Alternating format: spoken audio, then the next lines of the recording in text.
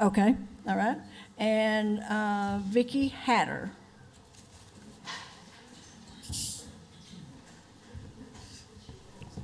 Miss Wendell, are you going to keep the time for us? Okay. Yeah. I apologize. When people went over earlier today, that cut back on the number of people we could hear at that time. So if you'll give us your name and then try to stick within the 3 minutes so as many people as possible. Thank you, Ms. Hatter. Is this being live streamed? Because this is a public meeting still. Yes, ma'am. Everything is being live streamed. How about if I put it right here and you come up and sign it?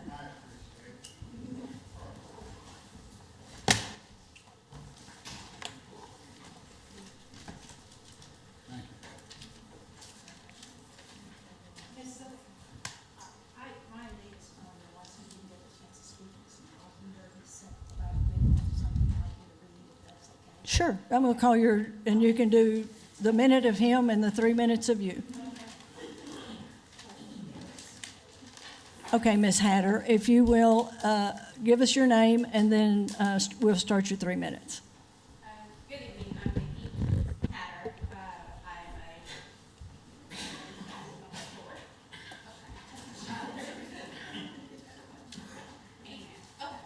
Hatter. I'm Vicki Hatter, and I am a parent and an advocate of public education.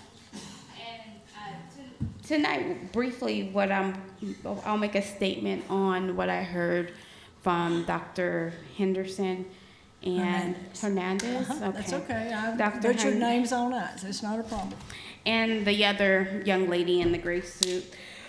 Okay, so I heard a lot of hypotheticals, a lot of pilot programs, a lot of trainings that are just being put underway, for the Little Rock School District. And those are the measurements that you all are going to determine whether or not we've made 5 years improvement on. So I have a huge problem with that. I have a huge problem with our district not being given a clear, comprehensive plan from the start. You guys are hanging your hats on the Act 930 bill that was passed a couple years after takeover, and then that is not right and that is not fair. And I will close on this. The district or the state. No idea. Okay. The state is failing our district. Somebody hung up the phone. And that's okay, fine. all right, we're good. We're good now. Okay, and so the state is failing right now with more schools that are failing and more schools that are in distress. You guys came and took over our district because we had 6 schools. Less than 15% of our district was failing. So we want full local control returned to our citizens, to myself, to all of our stakeholders, to where we can get our district back on track. I think it's pretty ironic that we are just feet away from the Capitol, and right when 1957 happened, 62 years this month, and some of the same language, gradually desegregation, gradually return of local control, school choice, freedom of choice, all of the same language is being used. And you need, because we know we are on the right side of history. We did better under local control than what the government is doing. And so I demand that you guys return local control to us.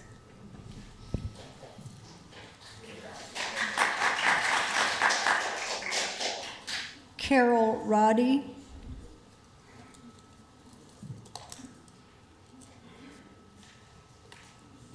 Good evening. I have lived in Little Rock for, 30 years. I ran for the school board at one time, and I care deeply about the Little Rock School. I substitute teach occasionally, so I can kind of keep my finger on the pulse of what's going on at the various schools. And I'm here to say just a few brief things. There is an article in the July Atlantic magazine. It's an opinion piece by an entrepreneur and a multimillionaire named Nick Hanauer. And he has spent a lot of time working with the Walton family and Bill Gates, and he came to this conclusion: education isn't enough. So we can develop all the curriculum and all the things, the bells and whistles, and we're not going to solve the problems that the students in our Little Rock School District have because of the problem that the best predictive of a child's educational success is their household income. Right. And until the city of Little Rock faces that, and we do something for kids in lower socioeconomic areas of our city, it is a city problem. It's not the school board problem. It's not the teacher's fault. It's not the student's fault. It's not the parents' fault. And I don't fault anybody. But I'm a proud member of First United Methodist Church, and we have taken on the motto of being good neighbors to make Little Rock a place where children thrive. And that's our goal.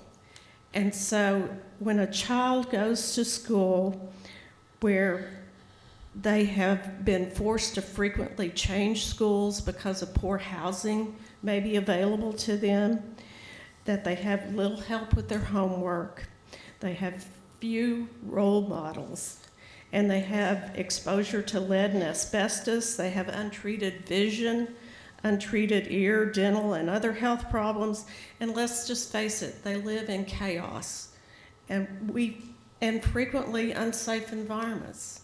We can't expect those children to learn. So I am seconding what you've heard here tonight, that it's more than just getting the right curriculum and doing the right things, but the local people, if you have learned nothing from these sessions, you must know that the people in this city care about our schools, and we want them back. Thank you.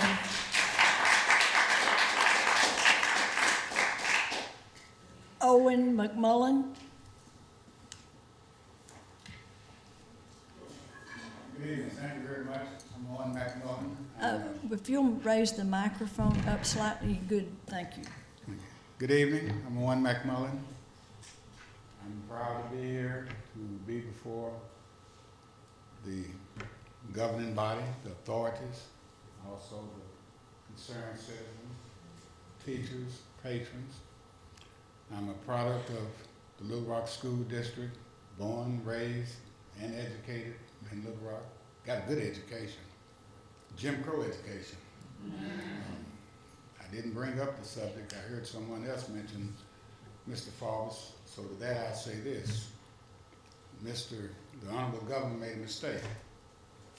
I was to have graduated in 1961, but I didn't go to school for a year. I would have graduated with the likes of, you might know, Catherine Phillips Mitchell, Carmelita Caruth Smith, Richard Mays. They all graduated in '61. I didn't go to school that year, so I really got an education. Maybe the wrong kind, but I'm still here to be thankful and not take anything for granted. Could have been worse.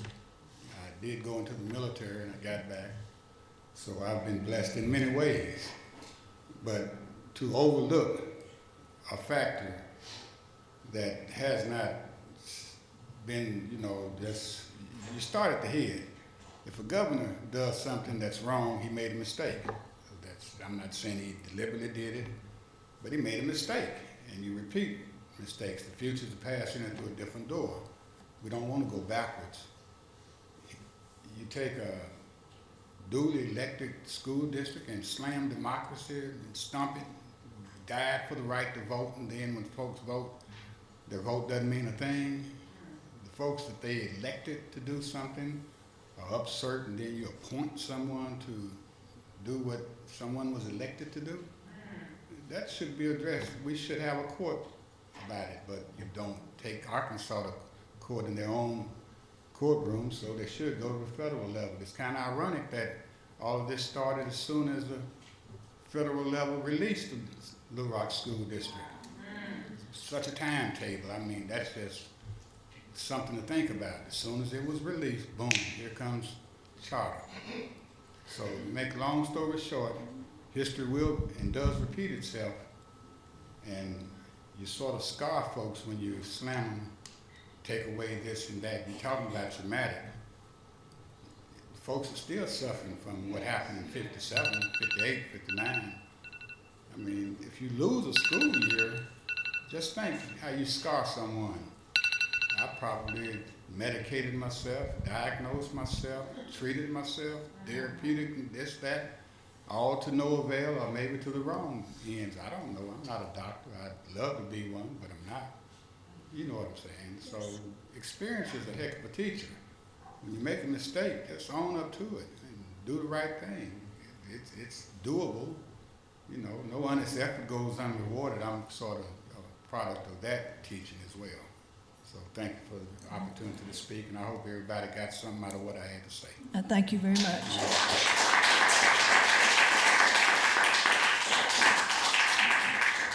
Allie Nolan.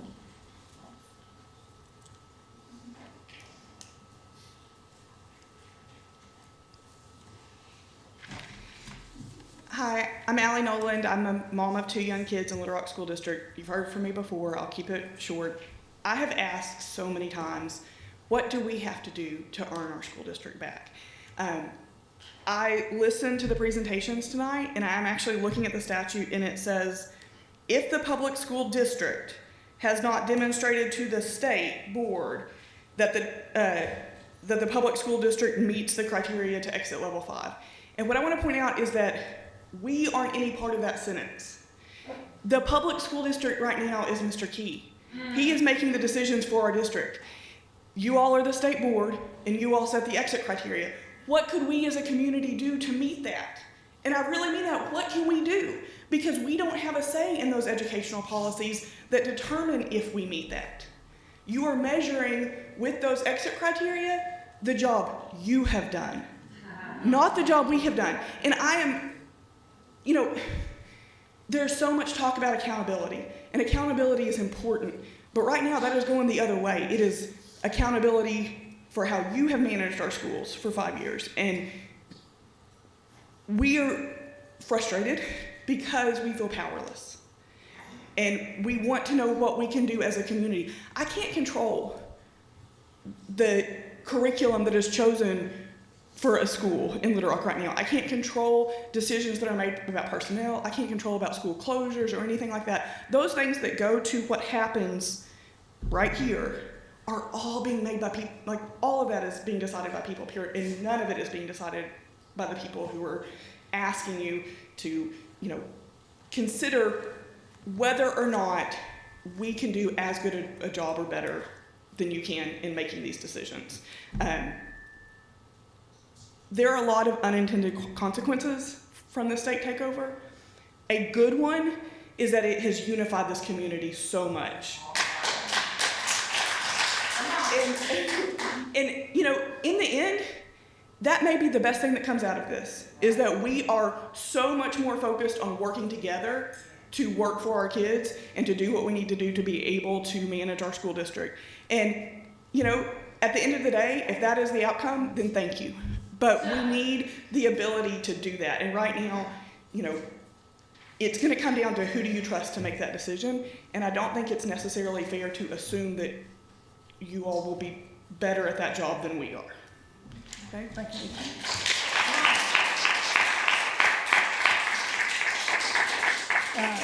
Senator Elliott.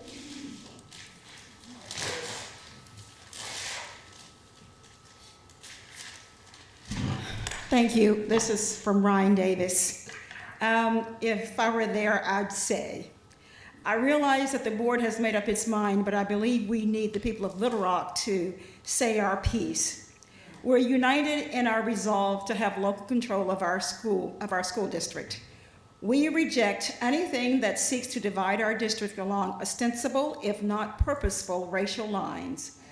We know what the State Board of Education can, we know that the State Board of Education can relinquish control of the district today, and we are not so foolish as to believe they will. I would have said, but we are not so foolish.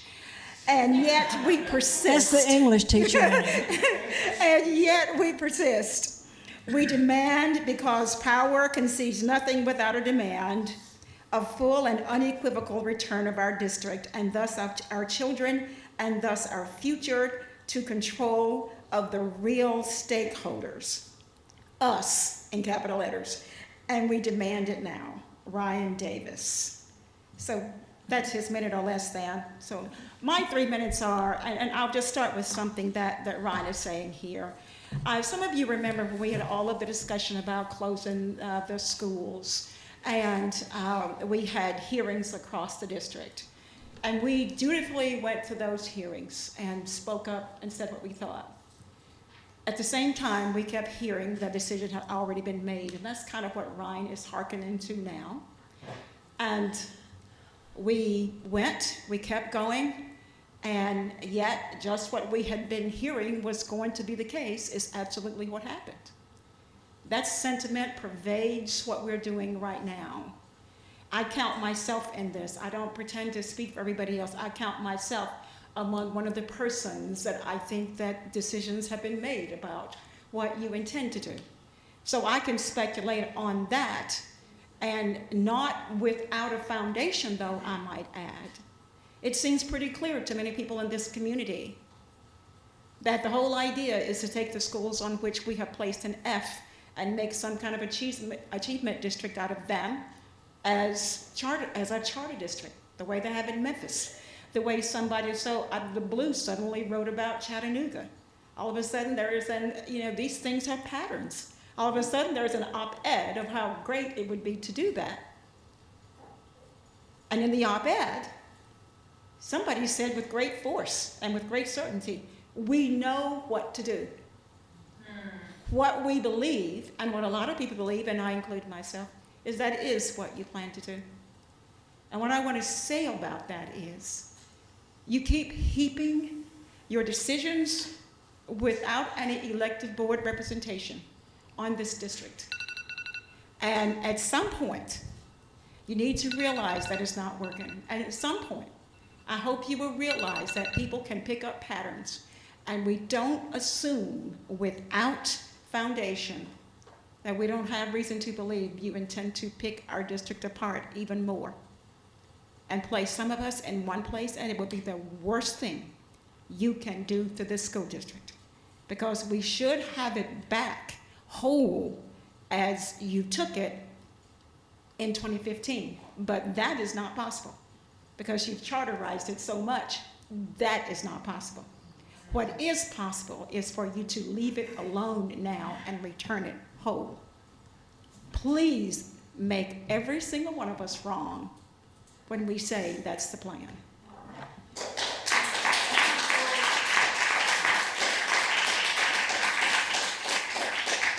Anika Whitfield.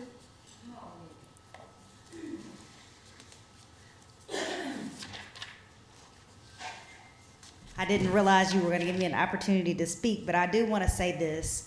Tonight, it's been very important to see you, Mr. Johnny Key, show up in a public meeting where the people have been demanding and asking for you to represent us. Since day one, we have asked you to show up at our meetings, to show up and listen to the parents and the students of the Little Rock School District. We absolutely care about our schools. In my neighborhood and community, I can walk to Franklin Elementary School, where I attended in the 4th and the 5th grade. There is overgrown grass. There is a building that is sitting there hollow ineffective for our neighborhood and community. There were people in our neighborhood and community that decided to trust what Mr. Poore said, to trust what some of the persons that provided a bid for that school building said, that they were going to provide resources for our community. People who could walk across the street and vote in that building, people who had children and grandchildren in that school building, now sit and watch it vacated. It is so utterly disappointing because I live here in Little Rock, and many of you all don't. And you're making decisions against us and not for us. And you're abusing the children who desperately need schools like Franklin that had clinics in it, multiple clinics, that help meet the needs of our children. We deserve better than what you've been doing to us. We deserve that you would give our district back to us whole and completely. To our one board member who's here today, who's watching her cell phone right now as I'm speaking, I want to say to you that as you roll your eyes at me, you are supposed to be representing me. And if you consider that to be respectful, I absolutely don't. And I need you to understand that our children are expecting you to represent every last one of us, every child, every family in the Little Rock School District. And we've not seen that you have done that well at all. We're disappointed, but we're hoping that you can turn that around.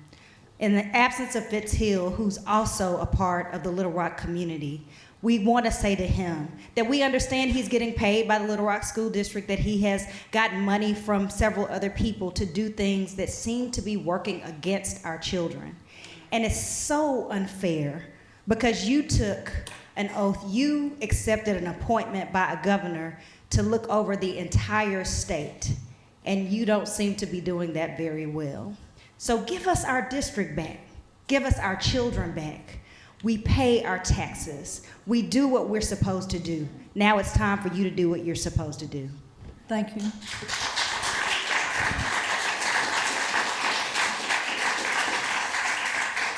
Senator Chesterfield. Thank you, Madam Chair, ladies and gentlemen of the board. My friend, I'm angry with right now, but my friend. I've known Commissioner Key for a long time. We've served together, we have fought together. But let me say this, it is extremely troubling to me, and I've known several of you for some time. It is extremely troubling to me that when you took over the district 5 years ago, there was one measure that was in place. We have had the Iowa test. We decided we didn't want that anymore. We went to a benchmark. We decided we didn't want that anymore. We now have ACT Aspire. Every time our kids begin to get it right, it's like Lucy moving the football from Charlie Brown. You'll never be able to kick the field goal if you keep moving the ball. And our kids have had this ball moved so many times. So many times. When you took it over, it was one thing. Then it was another thing and another thing. How do kids succeed with that? How do we keep changing the football and expect our kids to be able to kick the field goal? It's not fair to them. It's not fair to the teachers. We talk about the PLCs, but we never talk about learning communities. We've had schools that were literally learning communities where poor people could come and pay their bills. Also visit with their kids. Get the medical care that they needed. We need wraparound services for kids who are in need. But I'm not hearing that in all the educont that I'm hearing this evening. What do you anticipate doing? More than you've already done. You've already had one set of standards for this school district that was different from all other school districts. For you see, there are school districts across this state where 80% of the schools are in academic distress and we're never taken over. Never taken over. 15% of ours were in academic distress and you took them over. We believe that a foolish consistency is the hobgobbling of little minds, but a consistency is necessary to operate an entire system that is in your hands, and you have not done that. I could be redundant and talk more about those things that we've talked about over the last several years, but I will just say simply, stop moving the goalpost. Give us back our district. Thank you so much.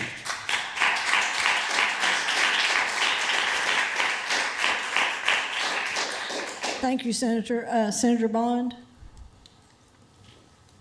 Y'all heard from me previously. Also, I want to be very quick. I appreciate y'all being here, and I know it's been long, and we've been through several of these meetings together. But I think what is intriguing is the legal arguments or the legal positions that were put forward before. I think what we don't want to do as lawyers, Senator Elliott and Senator Chesterfield have reminded me over the years that I'm not an education expert, which I am not. I think it's important those of us who are not recognize that we are not, but I do know a little bit about something about the law. And clearly, reconstitution is defined within the code. It is. There's no doubt about it. It's not in this section. But to jump over that definition and come up with your own definition outside the code is not proper legal reasoning, and is not typically how the court would look at statutes. When they don't know, they would look at other areas of state law for other depositions. And so I think it's strained.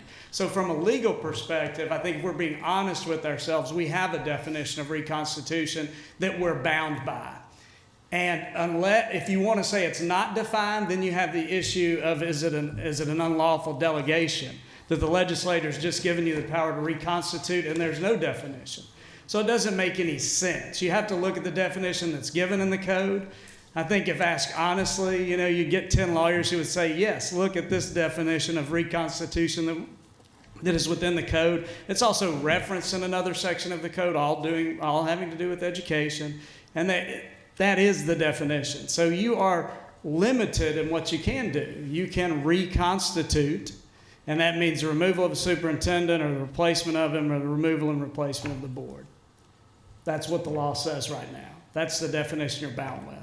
If you want to consider other things, then you're going to have to really jump through some legal hoops. You're going to have to be creative. And it's not going to be an action that's driven by the law. It's going to be an action that's driven by your gut or just what you want to happen. And so I've said it many times. This should be an opportunity. We're all frowns here, right? It's all stressful. We all are uptight about what's going to happen. We want the district back all in one piece wholeheartedly, no doubt. It feels like y'all have been forced to be here by us, or we've been forced to be here by y'all. But why don't we look at this as an opportunity for y'all to grant what the law requires, the replacement of the board to the whole district replaced to the board, and for us to move forward and get past the chaos and the upheaval and the talking about firing people all over that some people benefit from, and realize that the community in our public schools don't benefit from that. What we need is a smooth transition from where we are now to a locally elected board, with the state board having some oversight and monitoring, just like they should.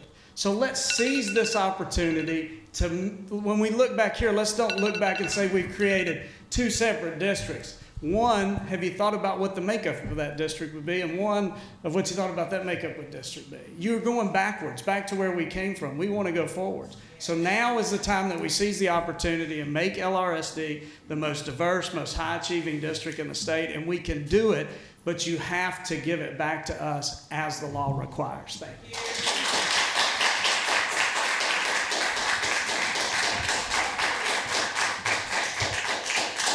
I thank each of you for coming tonight. I thank you for your time. I know your time is valuable, particularly those of you who have children at home, and I appreciate the time that you've taken.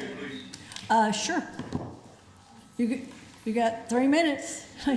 Tell us your name when you get to the board, when you get to the microphone. Tell us your name. I'm called Solar Beam. I live in Maumelle, but as we talk over the radio a lot, this goes out nationally, internationally, overseas, some of the radio stations that we've been talking on. And I would appeal, they say if you ask more than once, you're begging. And this is what I've been seeing everybody around here doing, begging. So what I'm saying is, as we make an appeal, now you have the white people, people of color, and the white supremacists. Now, I don't want to say any of you are white supremacists, but Little Rock is a special place on the planet. And what I would appeal and ask you to do is help us, the white people, the people of color, eliminate the system of white supremacy racism and replace it with a system of justice. Our new form of justice now is no one is mistreated. And those that need the most help, constructive help, get that help. Now we know where the help is needed right here in this town. Let's give those people or people that constructive help, and please don't mistreat anyone. That is what we call the new system, a system that eliminates the system of white supremacy racism. We can start right here in Little Rock, Arkansas. Like I say, Little Rock is a special place on the planet. Let's do this. Peace and love to all.